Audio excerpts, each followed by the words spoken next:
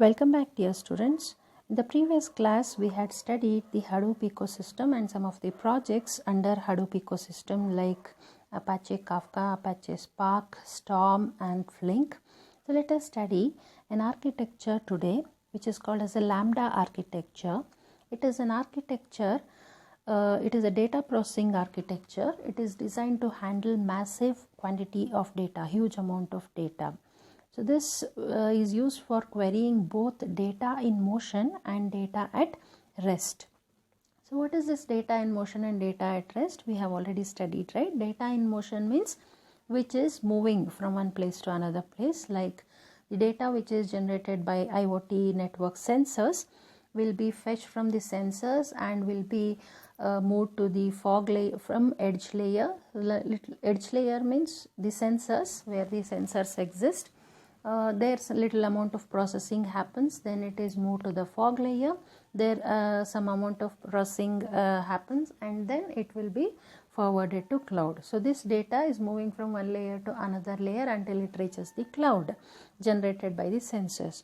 So such data is called as data in motion.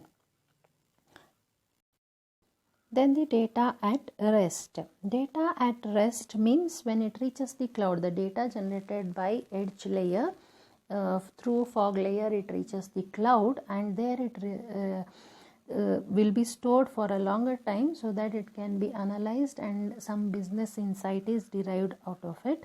So that is data at rest because it is stored there.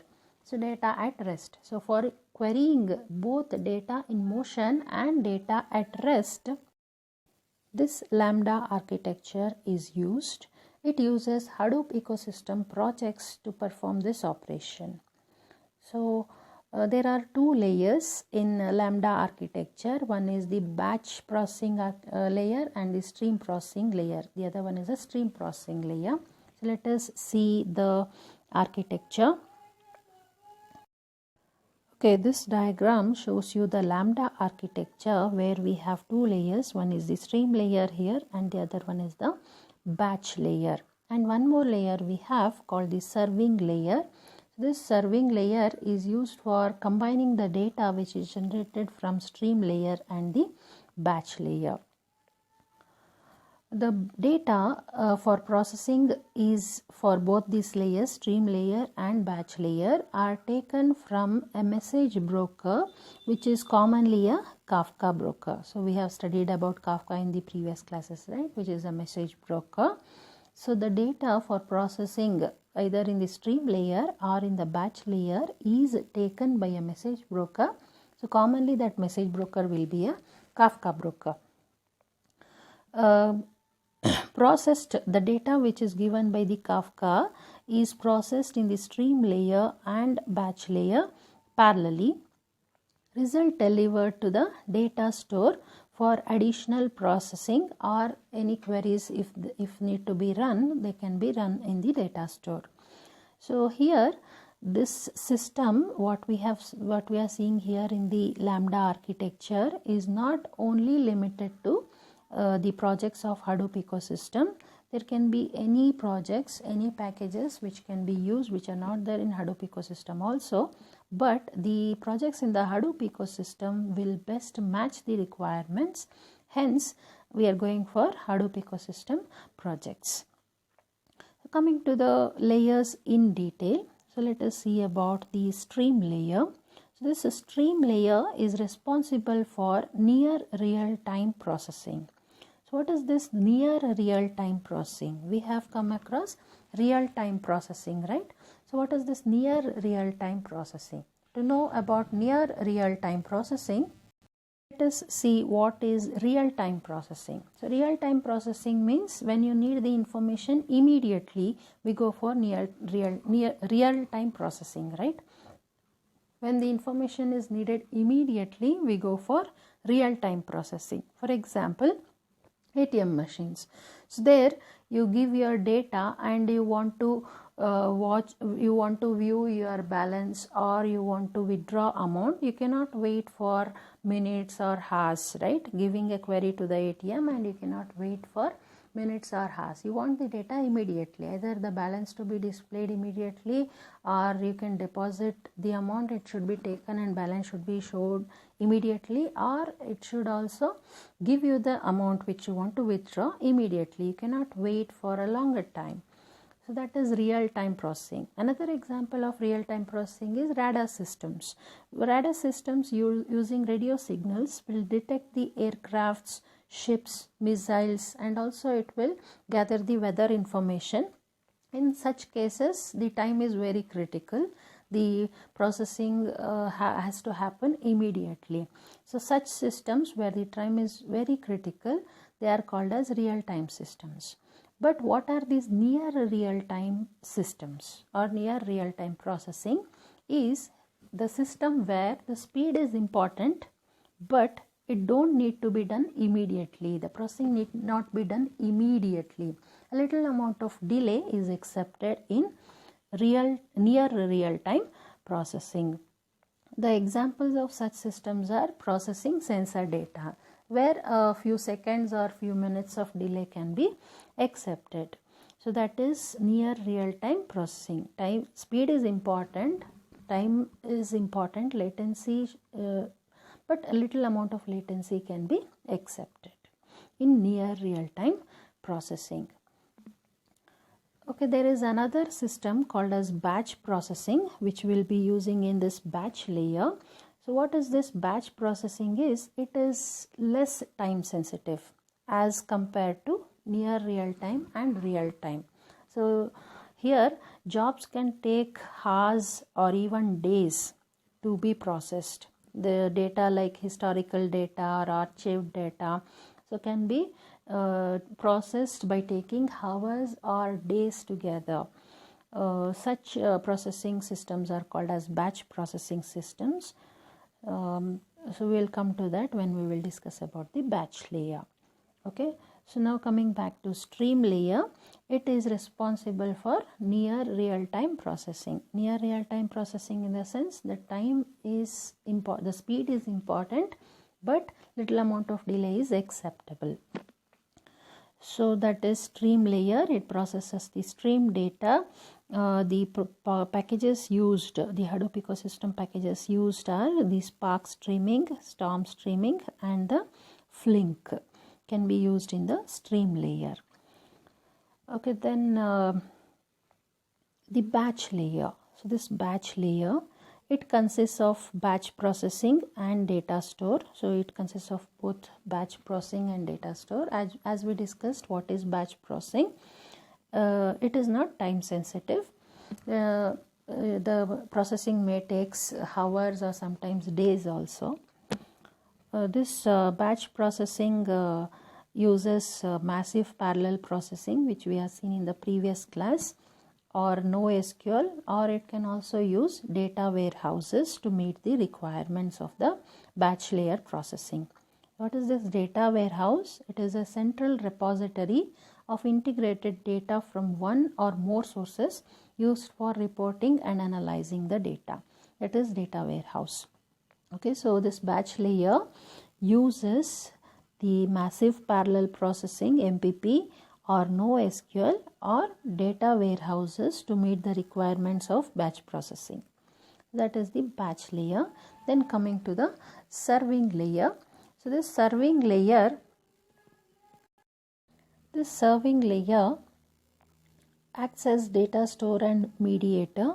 It decides which layer to query to get the expected result. Either we need to query the stream layer or the batch layer. Based on the requirement, it will decide which layer to be queried.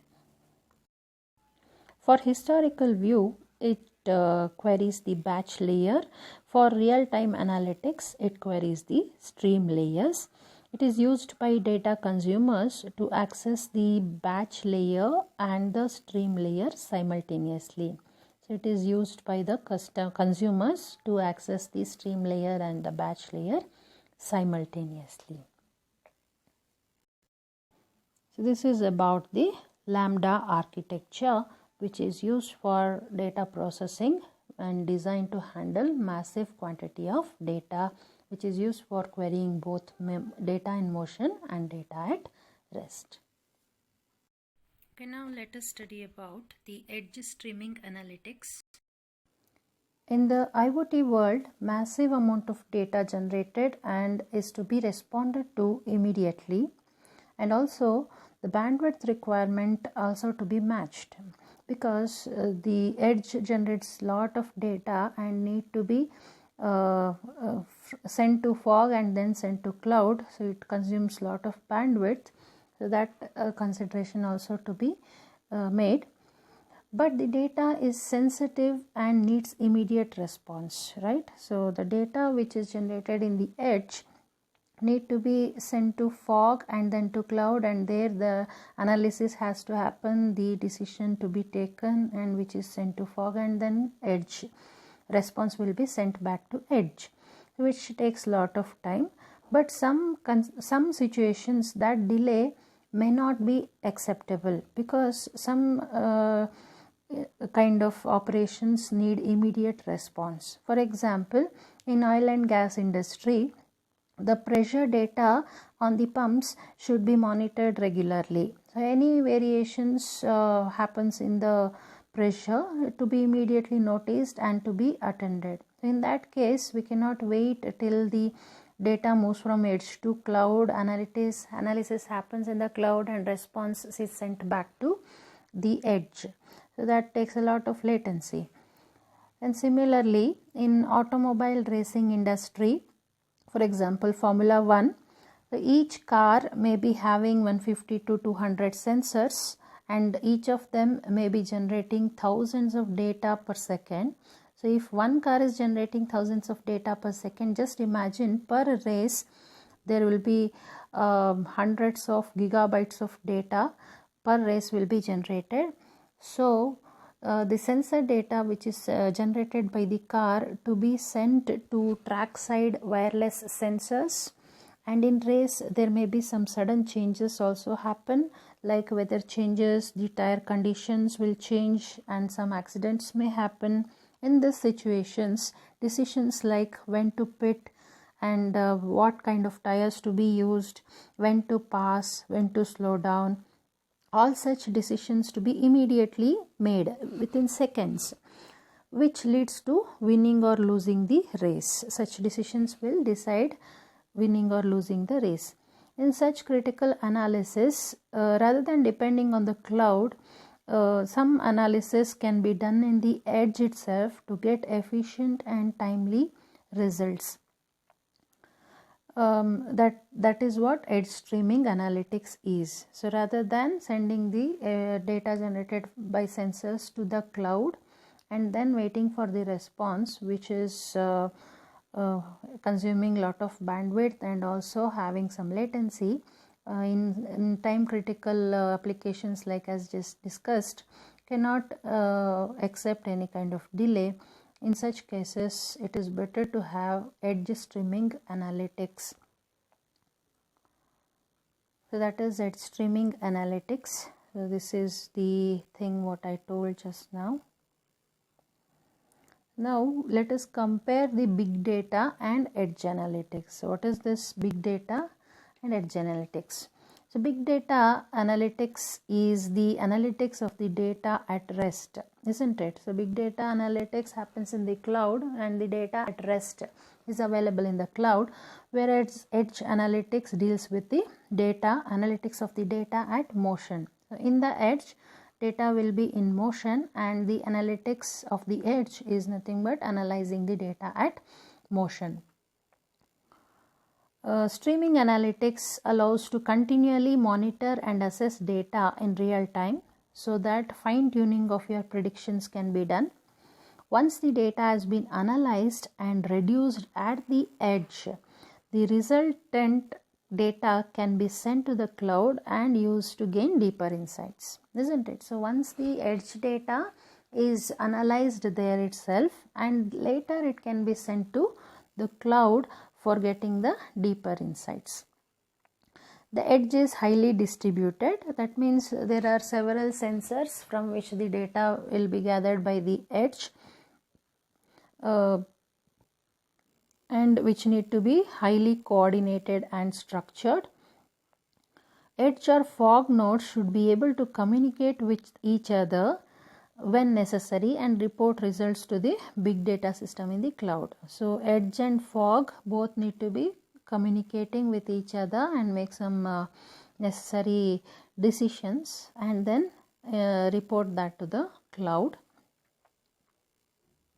If the data is not acted upon immediately, it has little value, right? So if you don't give the response immediately, it has little value. For example, if you are using a GPS system and you are traveling from 8th mile to Acharya College, so then before you reach apartments, it should direct you that you have to take a left diversion, isn't it? If you pass apartments and when you reach Chikbanavara, and then if it intimates you to take a diversion to the left, you will not end up reaching Acharya Institute. You will go to Chikbanavara interior, right? So that is how within that time window the data or the analysis has to happen and the immediate response to be given. If it is not given timely, then it has no value. Okay, that is what about the GPS. The data is valuable for only a small window of time. To summarize, the key values of edge streaming analytics include the following: reducing data at the edge. That means the scale of the IoT devices and their data is huge. So passing all this data to the cloud is inefficient. It is unnecessary, right? And also consumes a lot of bandwidth and network infrastructure. So it need to be avoided. And also analysis and response at the edge. So this need to be taken care of. At the edge itself, some analysis has to happen.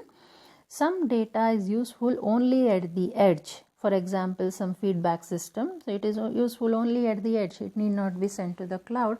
So such analysis have to be done in the edge itself rather than sending it to the cloud and waiting for the response. In such cases, the data is best analyzed and acted upon where it is generated. That means in the edge. And also you have to take care of the time sensitivity. That means when timely response to the data is required, passing to the cloud and waiting for the response is time consuming. It leads to unacceptable latency. So immediate response to the changing conditions at the edge itself should be analyzed. So then for performing this edge analytics, some core functions are available. It should be followed. So let us see what are those core functions for edge analytics. So here, as I said, big data analytics is the analytics of the data at rest and edge analytics is the analytics of the data in motion. So streaming analytics at the edge can be broken into 3 simple stages. What are they? Raw input data. So this is the data which is coming from the sensors. Then analytics processing unit means the raw data to be processed and analyzed. That is done by analytics processing unit. And the output streams. So the data output is passed to the cloud storage for further processing, that is through output streams. So that is done through, look at the last point here, communication with the cloud happens through a standard publisher subscriber messaging protocol such as MQTT. So we have studied that MQTT is a publisher subscriber kind of messaging protocol. So using that protocol, the output stream data, using output stream, the data is sent to the cloud for storage and further processing. So here it depicts all those 3 operations. So here you can see in this part the multiple input streams from the sensors. The raw data is generated and is fed to APU. So edge analytics processing unit. So here the processing happens and then the resulting data will be sent through the output stream to the cloud for storage and further processing.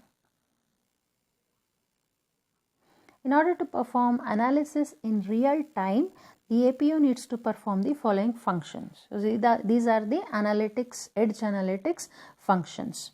So what are they? Filter. So what is this filter? Filter means filtering the unnecessary data, irrelevant data.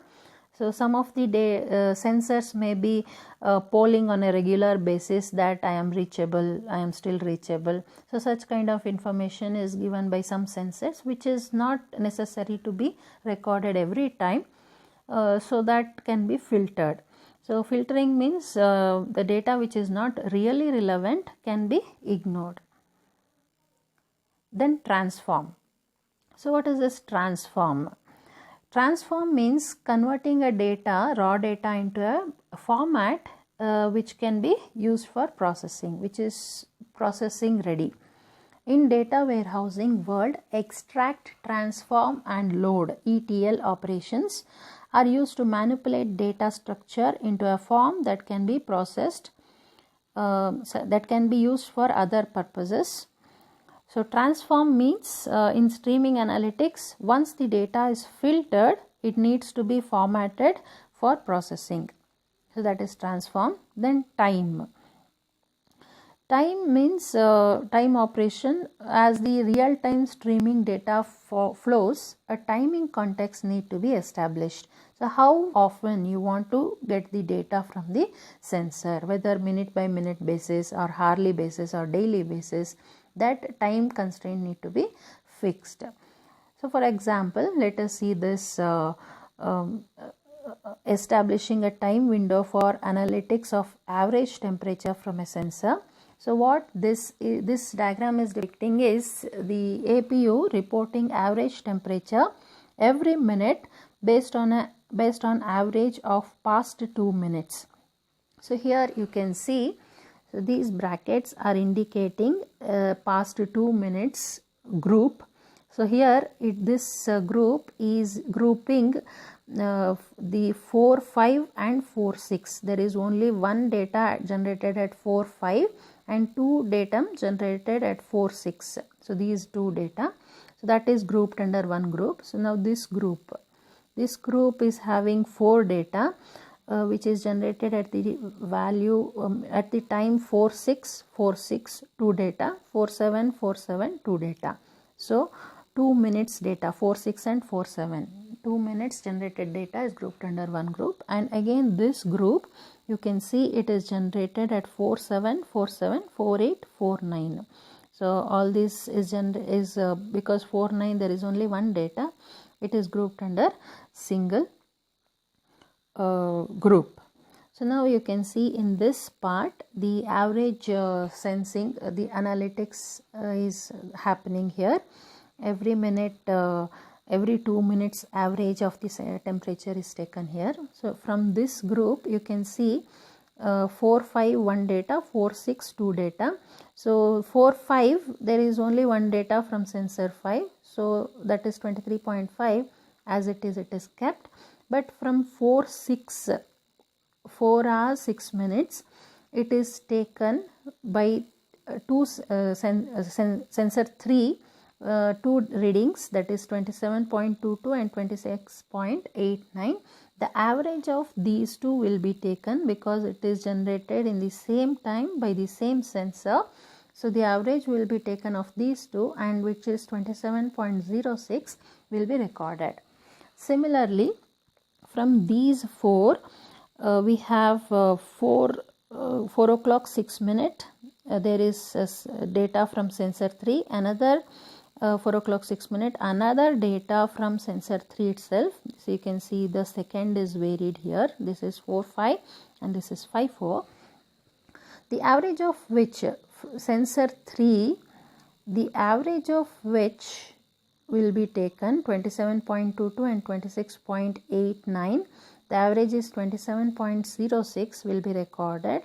Then from sensor 5 here, sensor 5 here is a single sensor 5, so it is recorded as it is 23.00. So again at 4 hours 7 minutes, again sensor 2 is only one time it is generated, which is 20.01, which is recorded as it is.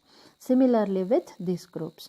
So previous 2 minutes average per sensor, average temperature per sensor is recorded here by APU. So likewise, the analytics in the edge can happen, which is necessary at the edge itself, and we can reduce the bandwidth requirements and the network infrastructure requirements to be sent to cloud, and we can reduce the burden on the cloud, and also we can reduce the time delay. The next function is correlate. So what is this correlate function? So streaming data analytics becomes most useful when multiple data streams are combined from different types of sensors. So correlating means taking data from different sensors and correlating it. Let us take an example of a hospital where the different signs of different patients are measured, like body temperature, pressure, blood pressure, heart rate, and respiratory rate. So such parameters of a patient are measured, and these different types of data come from different instruments, right?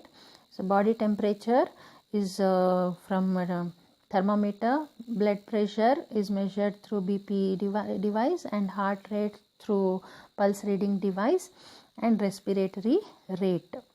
So all these parameters will come from different devices, and they need to be combined and analyzed so that the patient's status can be recorded. It provides an invaluable picture of the health of the given patient at a given time. So historical data also includes the patient's past medical history, such as blood test results, right? So usually when you go to the doctor, doctor will ask, have you done any tests? So any lipid profile you have done, blood pressure, diabetes check. So any reports you have, the doctor will ask, and you provide your previous records.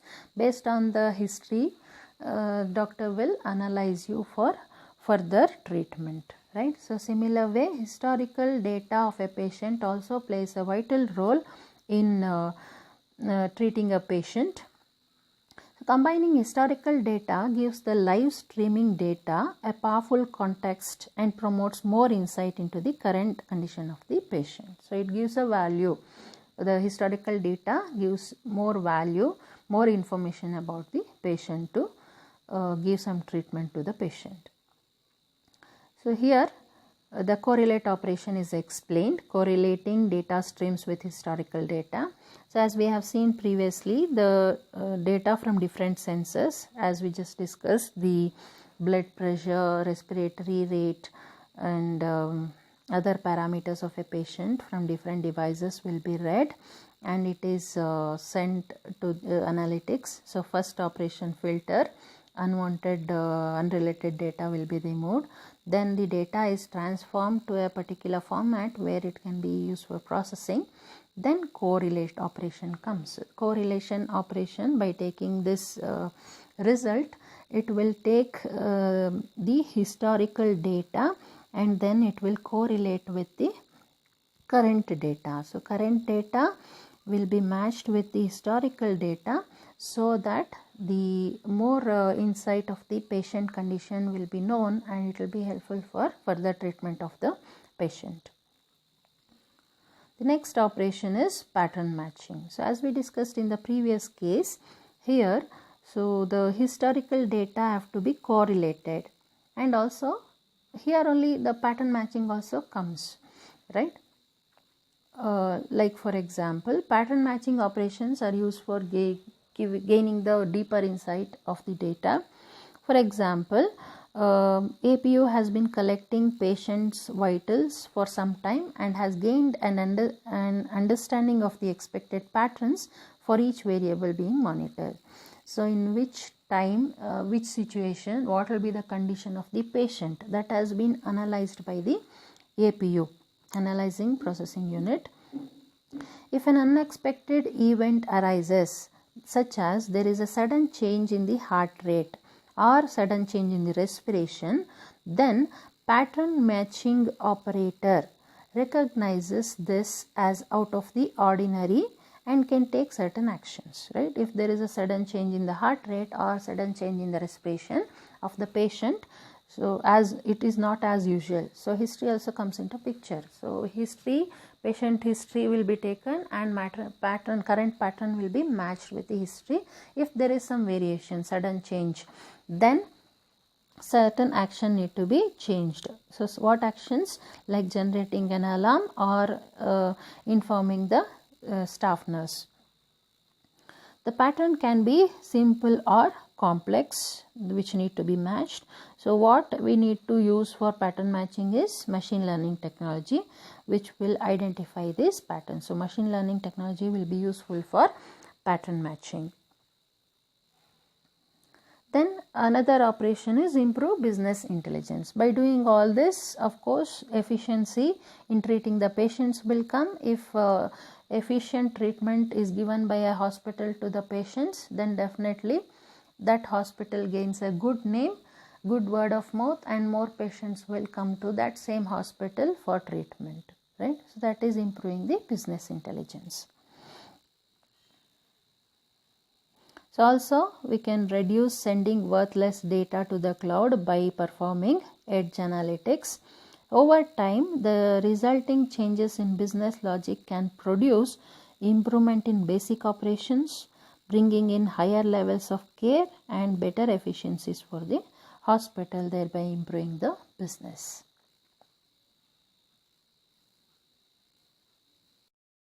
Now let us look at the distributed analytics systems. Distributed analytics system means the analysis is distributed in different places like edge or in fog or in cloud. So analytics may happen in any place. So analytics can happen, so this point says analytics can happen at any point throughout the IoT system. Either it may happen in the edge or it may happen in the fog or in the cloud data center. So there is no hard and fast rule that the analytics has to happen in cloud only or fog only or edge only. So it can happen in any place of the IoT network. But the better insights can be gained and responded more intelligently when we step back from edge and look at the wider data set. That means let us take up an example of a smart city where varieties of sensors are deployed in the edge for monitoring different aspects like the parking monitoring, garbage collection monitoring, and traffic management monitoring. So like let us take these three. There are many other aspects in a smart city. So now here the let us say parking, there are many sensors deployed in parking lots to monitor the parking of the vehicles. Parking lots are distributed in different places throughout the city. So now if you look at one parking lot, the data generated by sensors will be gathered and analyzed. So that will be edge analytics. But if you take different parking lots, all the parking lots in a smart city, and you gather the information and process and analyze it, that will be a fog analysis, a little above the edge. So when you step up one level up above the edge, so there you can gather all the information of all the parking lots in the smart city and you can gather the information. So how efficiently parking monitoring is happening in the city, you will come to know, and any corrective measures or any steps you need to take, you can take the decision. Similarly, garbage collection. So garbage collection of a particular area is edge analysis. So like garbage collection of the whole city, if you take as a whole, then one level up you need to move and look at the garbage collection of the whole city, that is the fog analysis. Okay. So then similarly, traffic management, if you take traffic management of a particular area is edge analysis, traffic management of the whole city is at the fog analysis. Okay. So if you look at a wider data set above the edge, so fog analysis, you will get the wider insight of better insight of the context. So fog analytics allows you to see beyond one device. That means multiple systems you can club and you can get the visibility. And aggregation means average of all the edge nodes you can take, and you can correlate the data from a wider set. So for that example, let us take this diagram. This shows the distributed analytics throughout the IoT system. This figure shows an example of oil drilling company measuring both the temperature and pressure on an oil rig. So it is measuring temperature and pressure, from different sensors in an oil rig company. So you know what is oil rig? This is an oil rig where the oil extraction is done from deeper sea. We have seen this in earlier cases also when we were discussing some scenarios of IoT networks, right? So this is an oil rig where the oil extraction happens from a deep sea. So now in that case, it is a very critical system. As you can see, it is working in the mid of the sea. So it is time critical, and the system to be very efficient. So the pressure and temperature from different sensors are generated. So sensors communicate via MQTT through a message broker. So this message broker will be used for communication to the fog analytics. So here this is edge, okay. So where the sensors are deployed, that is the edge. You can see here this is the edge location where sensors and sensors are deployed and the edge processing happens, okay. So to communicate the edge raw data to the fog, we use the broker, and to the broker the communication happens through MQTT. So this blank circle you can see which indicates the MQTT communication, and here allowing the broader data set. So here if you look at this fog, it allows you to see the broader data set. If you look at this edge, so here only the pressure of a particular sensor, pressure reading, temperature reading of a particular sensor, again pressure reading of a particular sensor and temperature of a particular sensor can be viewed in edge.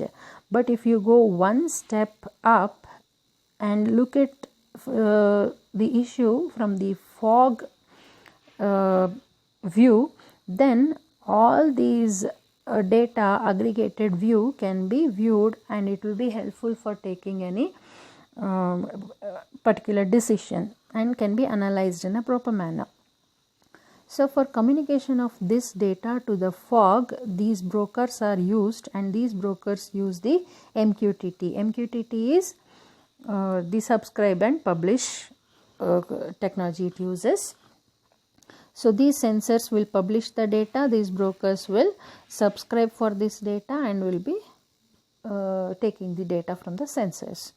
The fog node is located on the same oil rig and performs streaming analytics from many edge devices. So it will take the data from edge devices and performs the streaming analysis. So here it is performing the streaming analytics by taking the data from the edge, giving better insights due to expanded data set, isn't it? So it is getting all this data set here and it can be analyzed in a broader way.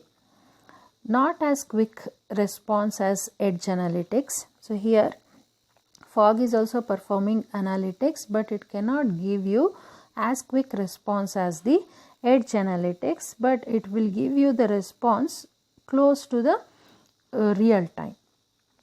Once the fog node finishes its analysis, it communicates the results to the cloud. So cloud is here, and communication again happens through the broker, the regional data center. Data center is nothing but the cloud. So to the cloud it will communicate once the analysis happens in the fog. Again through the broker using MQTT in a publish subscribe pattern for deeper historical analysis through big data analytic tools like this. Performs data dashboard maintenance, data visualization and data lake. What is this data lake? Data lake is a data repository which stores the data in the raw format. Both unstructured and structured data can be stored in the data lake. Okay, so this is how the distributed analytics happens. So Edge will produce the data through the sensors, broker, it will communicate to the fog through the brokers. Brokers will use MQTT for communication, MQTT protocol. Then here the fog processing happens, streaming analytics happens through this, and then the resulting information is sent to the broker of the cloud, where some big data analytics tools are used for processing and analysis of the data which is sent through the fog node. Okay, now let us see network analytics. We have seen edge analytics, we have seen fog analytics, cloud analytics. So now what is this network analytics? So network analytics means analyzing the network.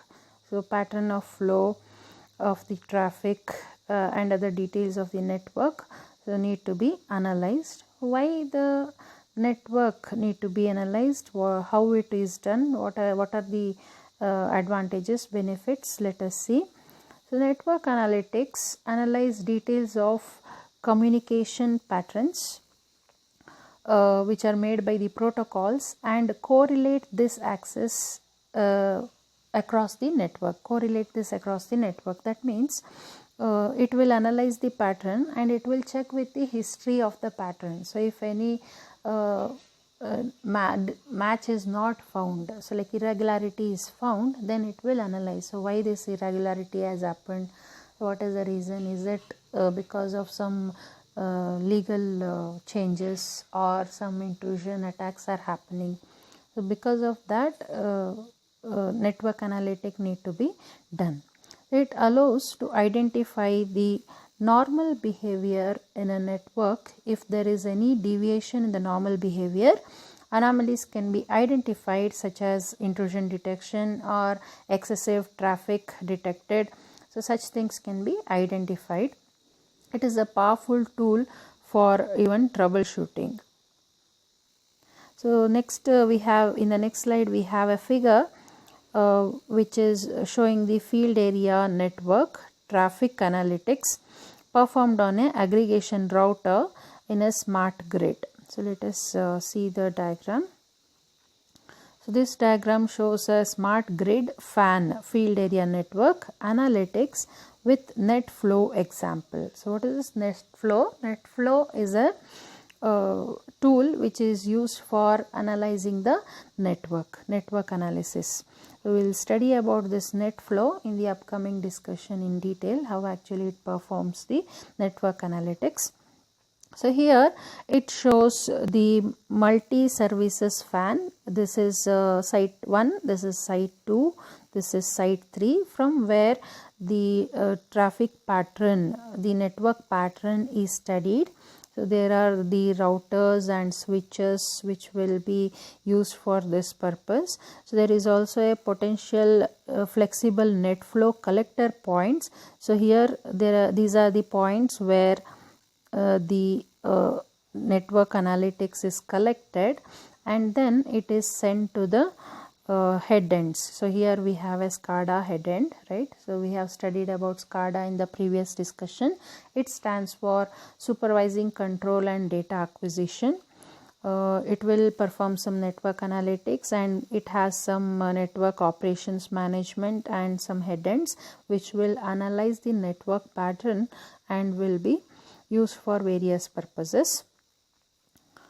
So network analytics is used for capacity planning of IoT scalable networks. So because IoT is a scalable network, right? So as and when the sensors are being deployed, the network grows in its size and the capacity of the network to be studied, whether the data generated by different sensors are able to be flown in the particular network or capacity need to be increased. So that capacity planning can be done, and also security monitoring can also be done with this network analytics. Abnormal traffic volumes and abnormal traffic patterns can also be detected. So if it is not a normal traffic volume, or if it is not a normal traffic pattern, then it can be detected. And suddenly, if there is a huge traffic in a normal traffic path, it should be addressed, right? So why that huge traffic in this path? It is not a regular traffic, right? So if the regular traffic is a normal traffic in a path, and there comes a huge traffic, so what has happened? So why this huge traffic is appearing in this path need to be seen, and it should be addressed. So all these things can be done with network analytics. Network analytic tools are available which will be delivering unique services to network managers, like security of the network, performance monitoring of the network, and capacity planning of the network. So all these benefits, all these services are given by the network analytics tools to the network managers. So what are the services? Security and performance monitoring and capacity planning are the services given by the network analytics tools. So what are the benefits of flow analytics, that is network flow analytics? So these are the different benefits listed here. Network traffic monitoring and profiling. So it will be monitored. Network traffic monitoring will be recorded. Detect problems and quickly troubleshoot and resolve problems whenever they occur. So because of monitoring, this could be possible. Application traffic monitoring and profiling, used to gain a detailed time-based view of IoT access services such as application layer protocols including MQTT, COAP and DNP3. So this using these protocols, detailed time-based view of IoT access services can be gained. MQTT and COAP we have already studied. So what is this DNP3? DNP3 stands for Distributed Protocol 3. It is used for process automation system. Usually it is used in electric and water utilities. Then capacity planning is another benefit of network analytics. This analysis affords the opportunity to track and anticipate IoT network growth on a continual basis. So that is what we studied, right? So IoT is a scalable network. So as and when the number of nodes in the IoT network grows, so capacity planning to be done. And security analysis. Most of IoT devices generate a low volume of traffic and allows, we have studied that, right? So only if there is a push button, it says I am on, I am off, or if detection of a node to be done, I am reachable, I am not reachable. Such kind of small volume of data is sent from a IoT node, and always send the data to the same server. Any change in network traffic behavior may indicate a cyber security event, right? So any behavioral change needs to be attended immediately. Then accounting is another benefit of network analytics, which deployments may have thousands of gateways connecting to last mile IoT infrastructure over a cellular network.